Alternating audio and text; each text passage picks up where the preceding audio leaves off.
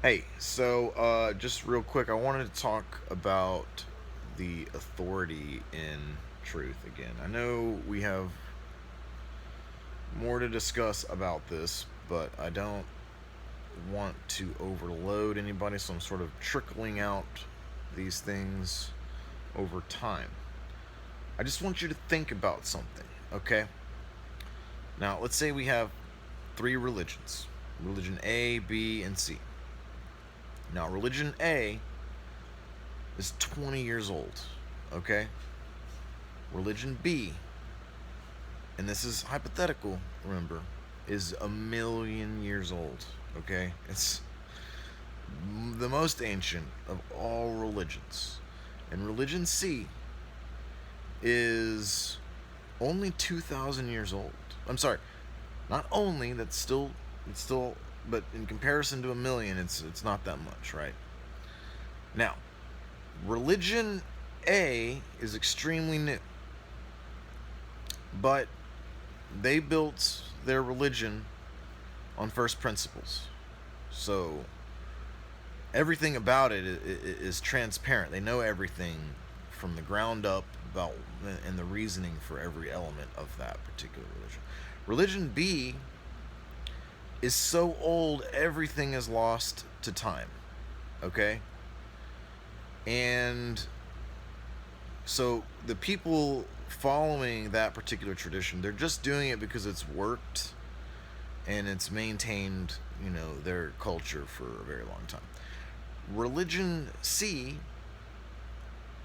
is in a similar boat, but uh, the priest class actually has the whole history of the religion.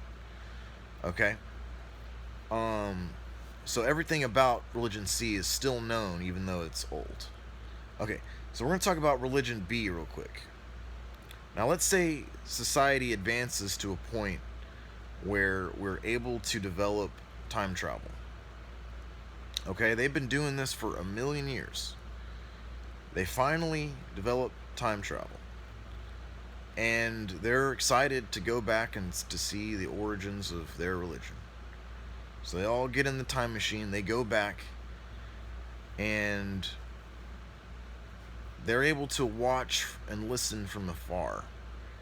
And they see a king in a castle who had hired scribes, mystics, and the psychologists of his time to construct a document to help control and maintain the peasants outside of his kingdom who were in the middle of an uprising. And they watch as the king drinks from his golden goblet and laugh as they put together this document which they found to be sacred. They had put all of their faith, they'd forced it onto their children, right? And so, beyond all shadow of a doubt, it is known that this tradition was entirely fabricated to the horror of everybody that had devoted their entire lives, multiple lives, generation after generation after generation. In fact, people of kingdom of religion B, they never evolved. They just stayed in the circle, going round and round and round and round. And they never spiritually evolved because of the trap set by this ancient king. Now, religion C is in a different boat.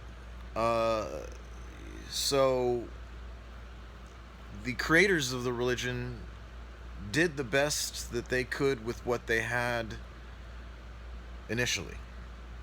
And they put together the highest wisdom, and based on what they knew, it was this one concrete package, and it had tiers, and at the top was a uh, another sort of priest class that was had a family lineage, and they maintained the religion over the times, and they protected its structure.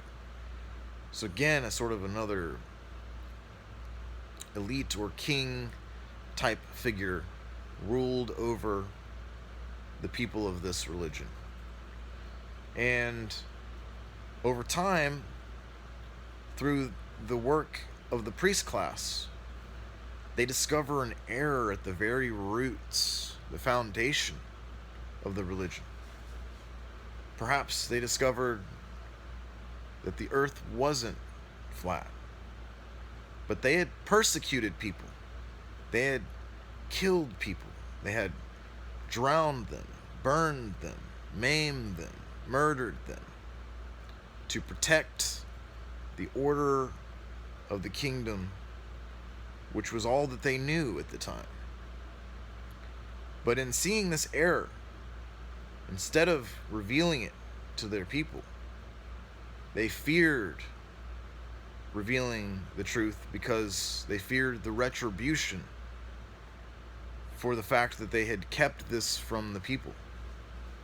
And so one priest class passes the torch on to their children. On their deathbed, they reveal what had been done and what had been left out from the religion, from the teachings of the religion. So the youth inherits a heavy burden.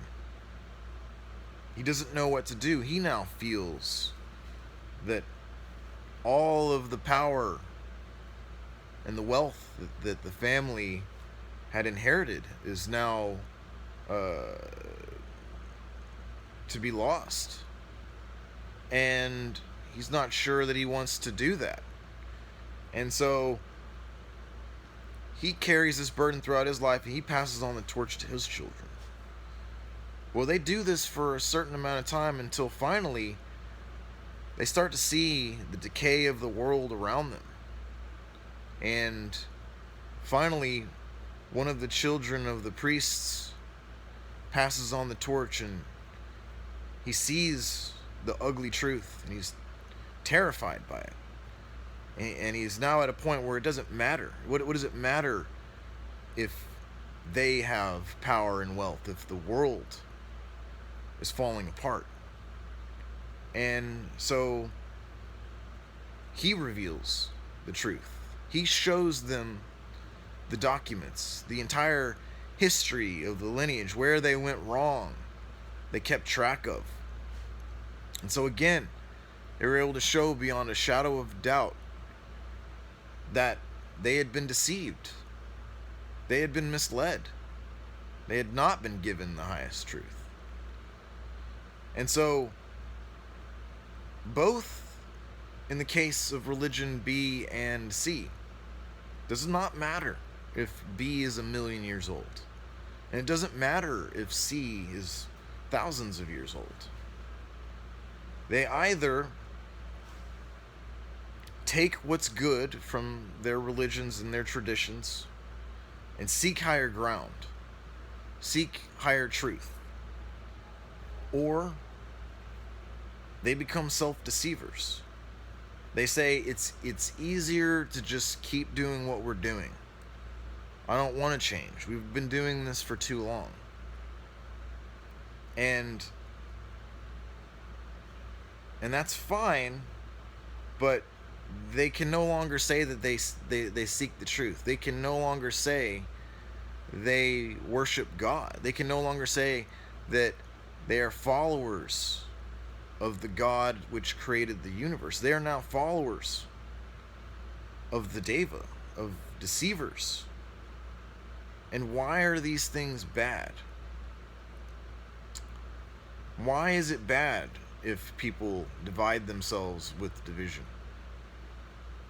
I mean, is it not a strike at the heart of the vision of a unified world that sees together the harmony of all things? The vision of what the creator of the universe had wanted and planned for us. If we just choose something that we know is a lie instead of seeking what we can know to be true, right? And so, in the case of religion A, it's very young, but everything about it is verifiable. Everything about it is constructed upon reason. Everything about it is constructed by wisdom. It's only 20 years old, but everything about it is true as far as we can tell. And perhaps even in this particular tradition, they say that, this is what we hold as the highest truth now. This is based on everything that we know now. This is the highest wisdom.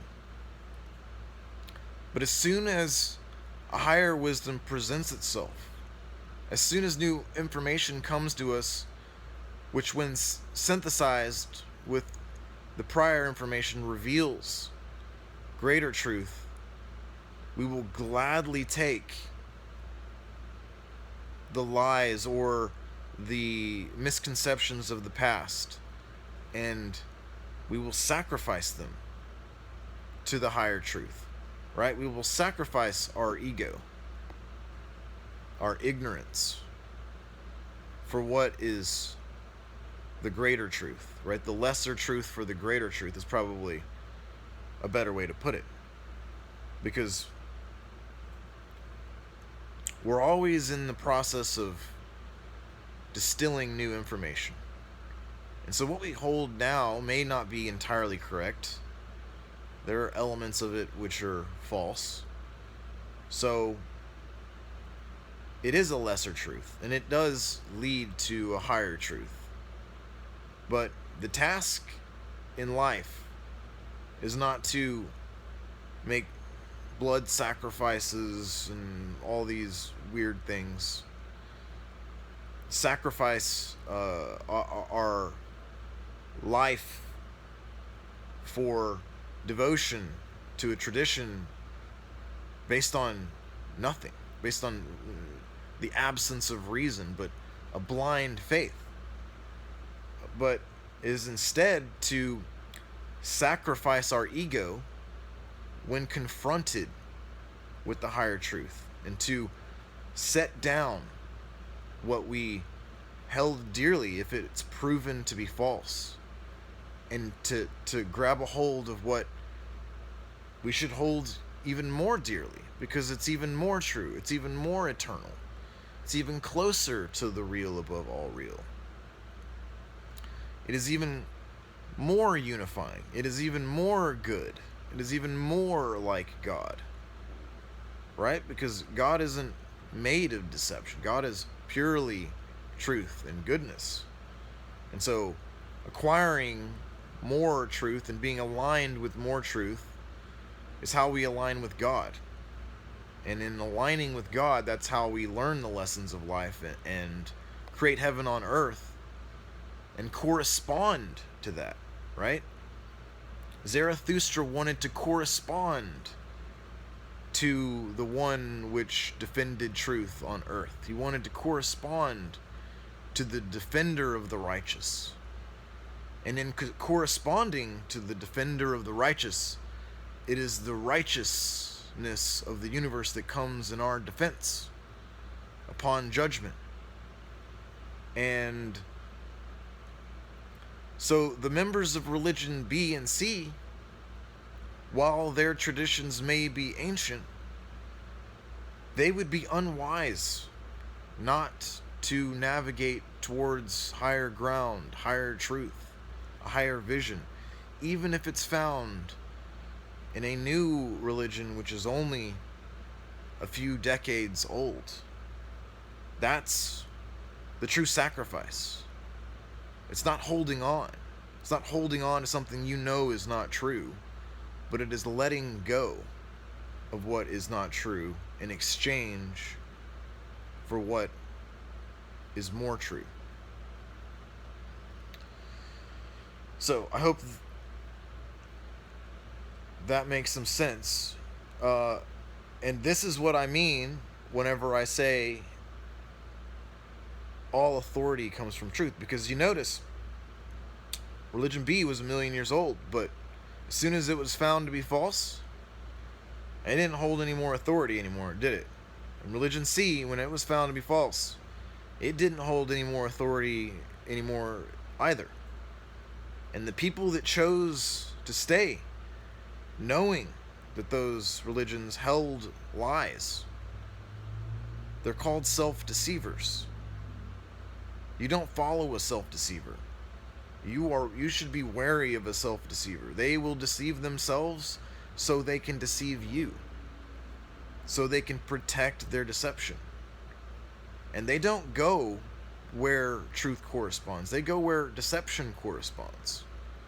Right? In the end, whenever our souls are unleashed from our bodies, which is the collection of wisdom which we have acquired in our lives, we go to where we correspond. And so it's very important, and that's what I mean when I'm talking about tuning the soul.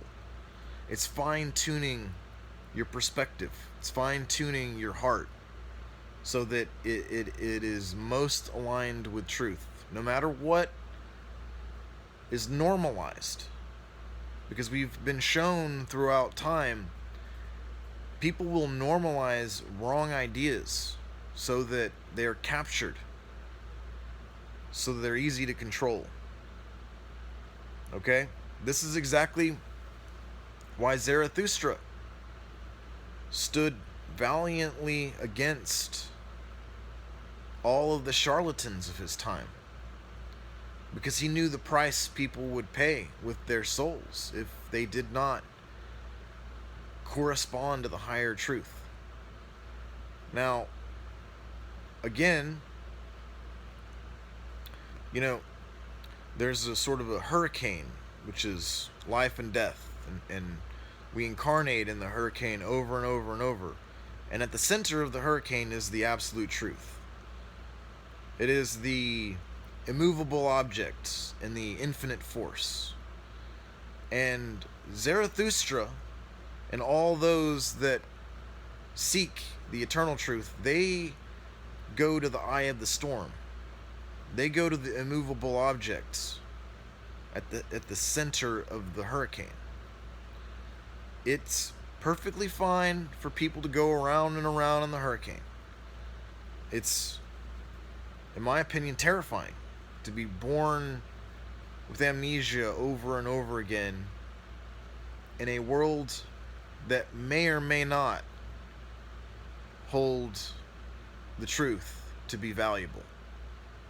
You may be born into a world where the truth is dangerous, right? And then you have to figure it out all over again. And to continually do that is a frightening thing for me. And that is what has driven me to seek and understand. And that is what led me to Zarathustra and the philosophers.